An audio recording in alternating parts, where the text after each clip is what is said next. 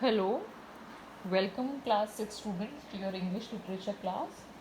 Students, we will look at the chapter number 2 of your book, that is the Ganga. We have already done this chapter, the explanation part is already done. Okay, so today we will do the difficult words of this chapter first. Okay, so here are the difficult words. First one is fraction means अंश या फिर हिस्सा, भाग किसी चीज़ का. Repayment मतलब वापसी या दोबारा भुगतान, मतलब किसी को कुछ चीज़ दोबारा चुकाना. प्रेशियस मीन्स बहुमूल्य. अबंडेंट मीन्स ज़्यादा या फिर भरपूर. ओवरवेल्ड मीन्स अभिभूत. अनवर्दी अयोग्य या नालायक समझना या किसी चीज़ के लायक ना समझना. इन्यूमरेबल असंख्य, जिसे हम नहीं गिन सकते. कॉमरेड्स मतलब साथी. कलीग्स मतलब सहयोगी. ग्रैटिट्यूड मतलब आभार. क्रिमेटेड मीन्स दाह संस्कार, अंतिम संस्कार. रिटेन पीछे रह जाना, किसी चीज़ का बचा के रखना. सिग्निफिकेंस मतलब अर्थ या मतलब, किसी चीज़ का क्या सिग्निफिकेंस है, क्या मतलब है. सेंटिमेंट्स मतलब भाव या फिर विचार. इंटरवीन मतलब बुनी हुई. सिविलाइजेशन मतलब संस्कृति. स्कैटर्ड मीन्स बिखेरना या फिर बिखरा हुआ. मिंगल मीन्स मिल जाना, किसी दो चीज़ों का आपस में मिक्स करना. अनआइडेंटिफाइड, जिसे पहचाना ना जाए. टेस्टामेंट मतलब वसीयत या फिर मन की बात. Okay students, so we have completed the difficult words. Look at the exercise part. We have tick the correct option. First one is, I have received so much love and dash from the Indian people. मुझे भारतीय लोगों से बहुत ज़्यादा प्यार और क्या मिला, लव एंड अफेक्शन, स्नेह.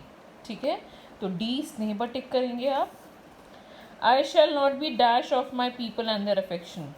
अनवर्दी, अनडिजर्विंग, वर्थलेस या शेमफुल. अनवर्दी, मैं अपने लोगों का के लिए अयोग्य नहीं होना चाहता उनके प्यार का. ठीक है, ऐसा पंडित जवाहरलाल नेहरू ने कहा है. When I dash I should like my body to be cremated. जब मैं मर जाऊं तो मेरी बॉडी को ऐसे दाह संस्कार करना. तो इसमें आएगा first die. No part of these ashes should be dash और प्रिजर्व. और मेरी जो राख है उसे कोई भी बचा कर नहीं रखेगा, पीछे बचा कर. तो क्या होगा इसमें, kept no, maintained no, saved no, retained yes. तो आप रिटेन पर टिक करेंगे students. The Ganga specially is the dash of India. Ganga specially India की क्या है, स्ट्रीम है, रिवर है, ब्रूक है या कैनाल है. क्या है, river. India is the Ganga is the river of India. The Ganga has been to me a symbol and dash of the past of India. और जो गंगा है वो मेरे लिए किस चीज़ का प्रतीक है, memory of the past of India. India की मेमोरी, इंडिया की यादें. Pandit Nehru wanted that his handful of ashes thrown in the Ganga at.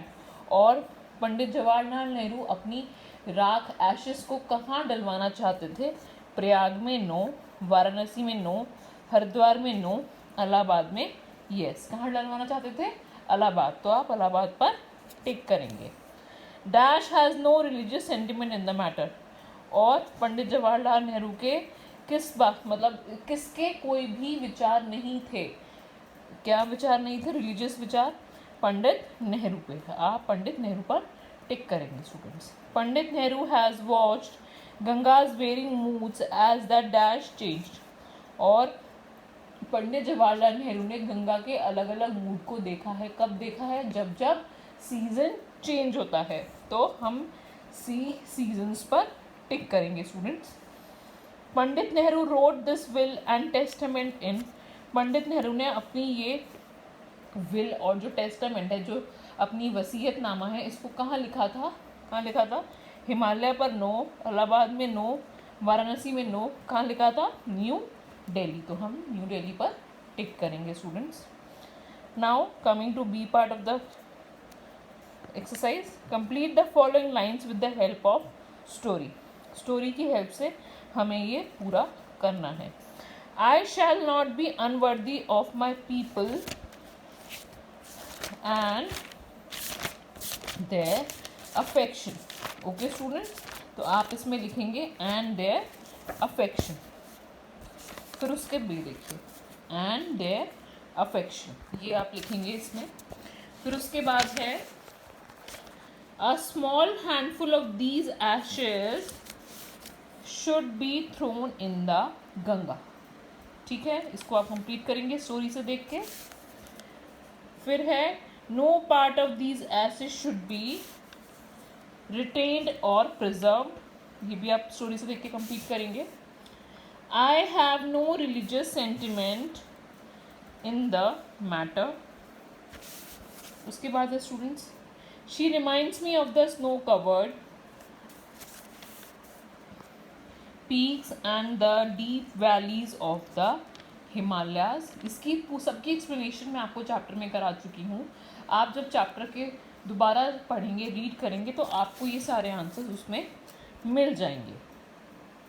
I have written the will and the testament in New Delhi on the 21st day of June in the year 1954. Okay students, then she has been a symbol of India's age-long culture and civilization, 7th वाला। 8th है she reminds me of the snow-covered peaks and the deep valleys of the Himalayas. The major portion of my ashes should, however, be disposed of otherwise. To my innumerable comrades and colleagues. Students, आप इसको complete करेंगे। Plus आप ये जो सी है, correct the given statements and re write them. ये statements हैं, इनमें कुछ वर्ड्स गलत दे रखे हैं। ठीक है, जैसे मैं आपको बताती हूँ, I have receive so much love and affection of my parents, लेकिन सेंटेंस क्या है मैं आपको बताती हूँ, बुक में है इसका sentence, I have received so much love and affection from the Indian people. तो आप इसको करेक्ट करेंगे और इसको दोबारा से इस लाइन में लिखेंगे। ठीक है, I shall not be worthy of my parents and their affection. ठीक है, तो क्या है, I shall not be unworthy of my people, तो पेरेंट्स की जगह क्या आ जाएगा, पीपल। यहाँ पे पेरेंट्स दिया हुआ है, लेकिन बुक में जो रियल वर्ड है वो है पीपल। तो आप इसको दोबारा से लिखेंगे, इन सबको आप सर्च करेंगे, आपका होमवर्क है इन सबको रीराइट करना, इनको ढूंढ के लिखना। प्लस जो मैंने आज आपको ए और बी पार्ट कराया है, इसको आप कंप्लीट करेंगे बुक में भी और अपनी नोटबुक में। प्लस जो मैंने डिफ़िकल्ट वर्ड्स आपको कराए हैं वो। ठीक है, so students, see you in next class. Thank you.